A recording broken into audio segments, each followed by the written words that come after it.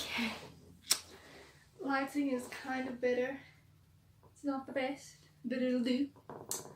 So what if I am crazy? Guys, welcome back to this week's video. So as you guys probably know, if you follow me on Instagram, you would have seen that I posted a poll of asking you guys what video I should do this week. So the one was learn to dance, dance in an hour, and the other one was story time, life as a pastor's kid.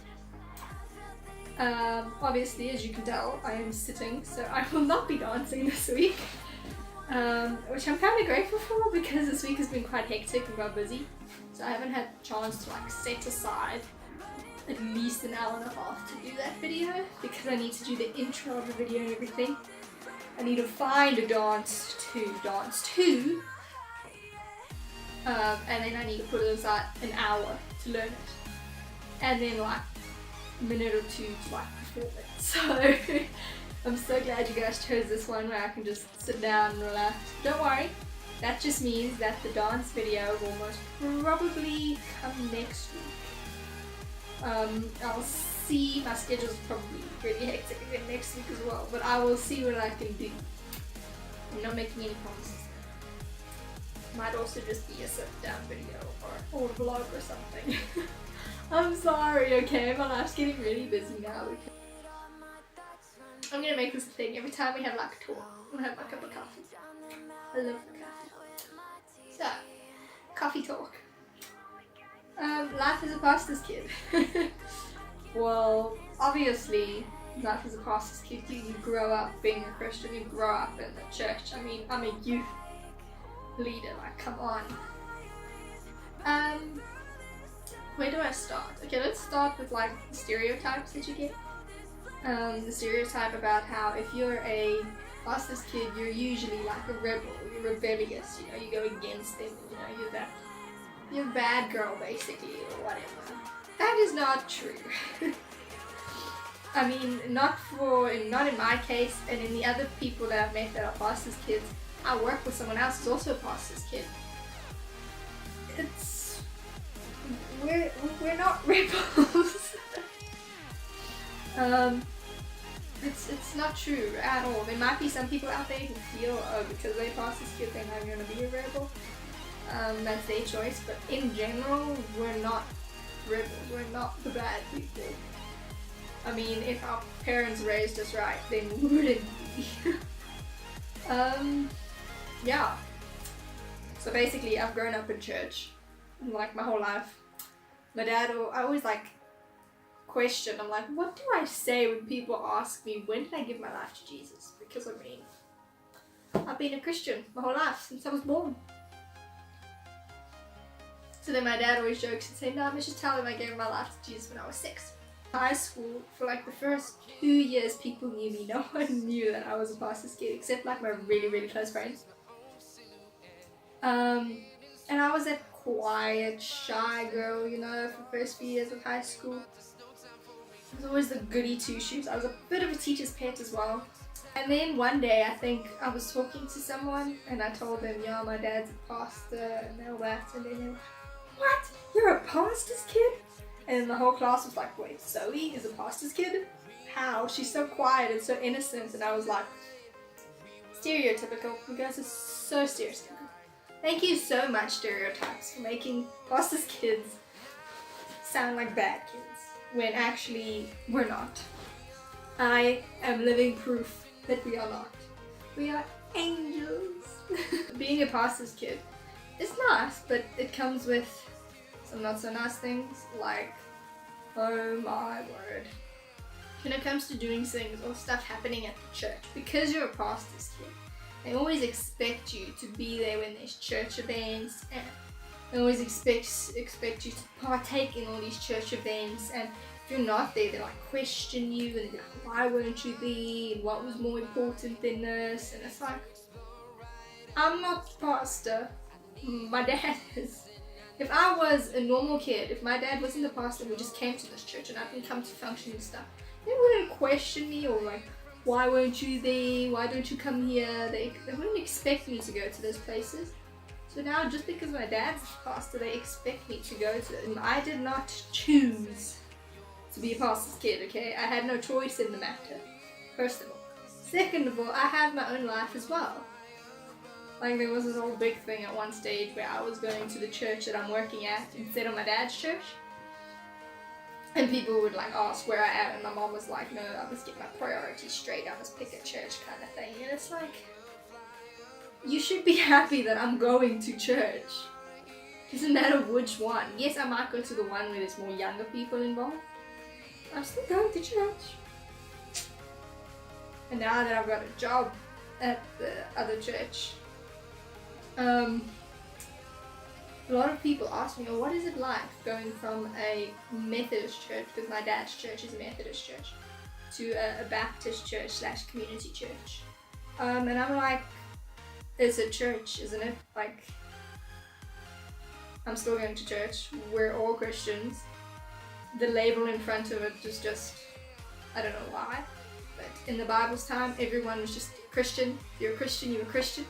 So that's how I see it. I'm still going to church, still learning from the Bible, talking from the Bible, listening to preachers from the that use the Bible. So church is church for me. Like, I'm a Christian. Like, I had a lady come up to me, and this was now after they introduced me to the whole church and everything, and like, I'm the new youth leader, that kind of thing. And then they obviously mentioned that my dad was the Methodist minister.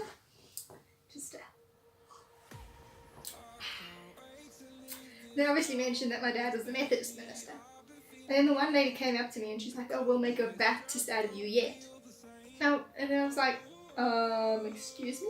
And then her husband, she has the best husband, her husband piped in and said, no, we're all Christian here. Doesn't matter what church we go to. And I was like, amen. You said it, man.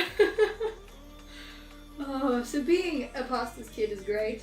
Because, yeah, can I just say, also being a pastor's kid, I have been to so many weddings and funerals of people that I have never met in my life. I remember my dad used to do weddings, and then obviously my mom and my sister and I were invited as well. And then at the reception, we would have like our own table almost, and then my sister and I would like sleep under the table. We'd bring our blankets and pillows and stuff, and then we'd fall asleep under the table at the reception. Like, I don't even remember whose weddings those were, like. Then another thing is,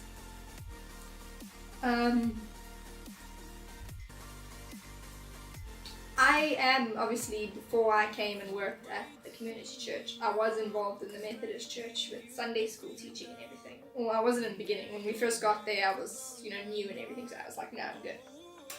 And then, like, they always expect you to, like, be involved. So they would come up to me and expect me to, be into Sunday school teaching, that kind of thing. And it was just like, whoa. I mean, I was going to volunteer to help, but now you've kind of just forced it on me, like, you must do Sunday school, that kind of thing. And I'm like, okay. I mean, I wanted to do it, but now that you put it that way, I'm kind of puts you off. Probably something you guys are wondering, is being a pastor's kid, do you get like lectures by your dad and that? No, not really. I mean, I get the average day-to-day, parenting lectures, but I don't get like lectures or anything from my dad.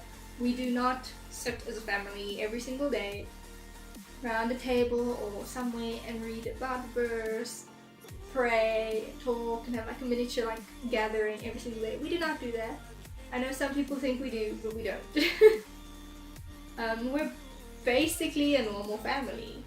We're a normal family that goes to church. I just go to a different church now to my parents because I now work at a different church. My dad goes to church and preaches.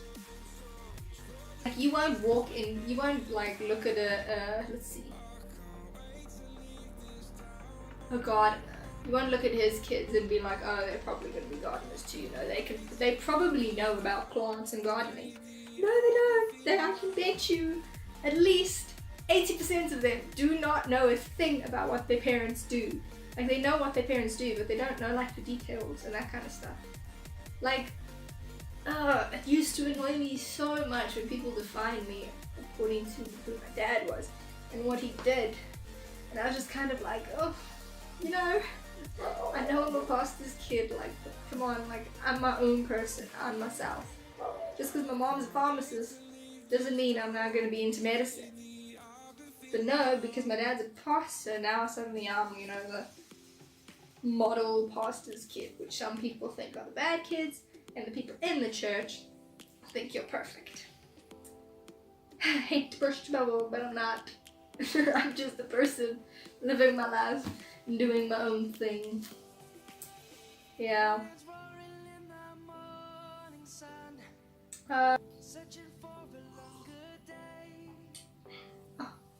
Coffee is just so nice. It's not even that cold today. It's like warmer than most days, but not as warm as it was yesterday. But I mean, like, it's never too hot for coffee. Coffee is just amazing. Coffee makes me so happy. Just like the cup says, so happy. Pastor's child and all that, and I've grown up my whole life in a Christian home and everything. Taught Sunday school, all that stuff. I am expected to know basically the whole Bible. Okay, not basically, but majority of the Bible. Newsflash, the Bible is pretty big. Yes, I have read the whole Bible. I did the Bible in a year thing, but like I do know quite a lot, I'm going to be honest. That's because I studied it and I learned it. Not because I'm a pastor's kid. It's my choice to study and learn it. I mean, I have a friend who isn't a pastor's kid at all. Multiple friends. They're not pastor's kids, and they know the Bible pretty well. Probably, maybe even a little bit more than I do. I don't know, maybe the same. And they're not pastor's kids. They just had the choice to study it and learn it. Just like I had the choice to study and learn it. So I hate it when people assume I know everything. And it's good when it comes to like numbers and dates and that kind of stuff. So for me, the dates would be the books of the Bible. And the numbers would be obviously the chapters and stuff. But I can remember everything else in between. It's always been like that. Like even with history. I could remember the whole story. I could tell you the whole story of what happened. Never ask me when it happened. Because I'll be like, 19 something something. So that also gets to me when people expect me to know everything about the Bible. Another thing about being a pastor's kid is you move around quite a lot. I don't know about other pastors' kids, but I know with my parents, when I was born, my dad basically just went into the ministry, so then it was like a year at a place. For like 4 years straight, it was every year a different place.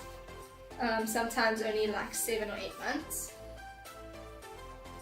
And then after my sister was born, we moved and we stayed in a place for 9 years, which is the longest we have ever stayed at a place. Like, that was like a once in a lifetime thing, because they did only have us on for 5 years, but then they asked us to stay for another 5 years. But then if we stayed for another 5 years, that would have meant that I would have then started grade 8 there, and then we moved, and then I started grade 9 in another school, and that was a bit not so nice.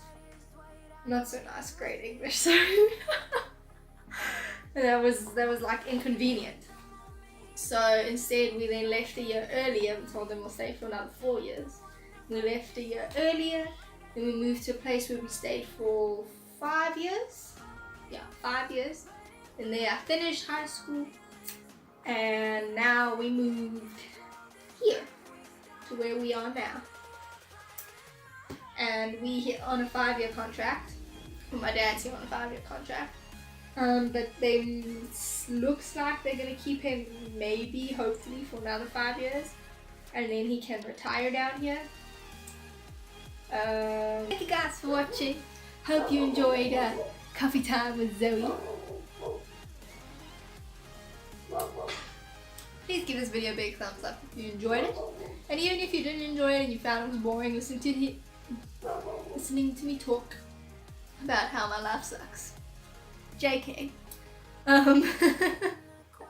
Please still give it a thumbs up. It really helps. It boosts my confidence. And share this video with your friends, you know. Show them what a cool person I am. Yeah, I did not just do that anyway. Yeah. Give it a thumbs up. Comment any questions or ideas or video ideas you have and any questions you'd like to know, and then I'll like accumulate all the questions and do a Q&A video sometime. And then if you're not subscribed, please subscribe. You will not regret it. Sometimes I do videos like this where I just sit down and talk. Other times, like my previous video, I do a DIY. Or there will be the occasional where I decide to do a challenge and make a fool of myself. See you later, alligators. Wow, crocodiles. Bye.